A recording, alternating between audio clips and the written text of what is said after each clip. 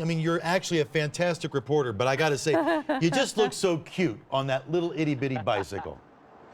I'll get on the e-punk. I guess it's a fitting name for me, huh? I'll get on the e-punk in just a minute. But yeah, I mean, remember the days we were growing up, it was just a bicycle or a walk to school. Those were the only options you have. Nowadays, there are so many different options. We've got electronic skateboards, all the scooters that you see around town, you can get those.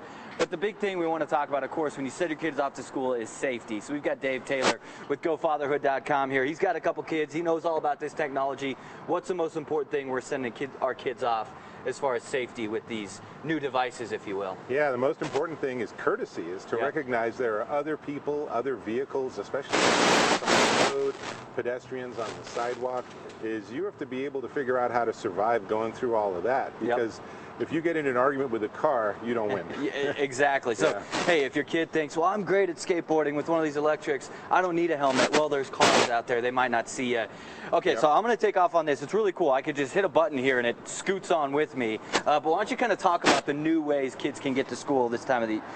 Sure, yeah, I mean, you know, part of what you want to do is you want to make it fun. So for the kids, these electric devices are great fun, and they have a range of generally 6 or 7 miles, which means that if your kid's a mile from school, they can hopefully ride their skateboard, get to school, carry it in, throw it in their locker, and then it has enough charge, it has a range of about 6 miles or 7 miles, they can ride it home and have a good time both ways. And you were talking about it's safe once you get to school, because most of these you can just collapse right down, put it into a locker or whatever it may be. Yeah, all the scooters definitely fold right down, and they'll fit into one of those big like high school lockers, and I got 2 kids at DU, and I can guarantee that they would fold these up and carry them with them rather than just leave them on the sidewalk.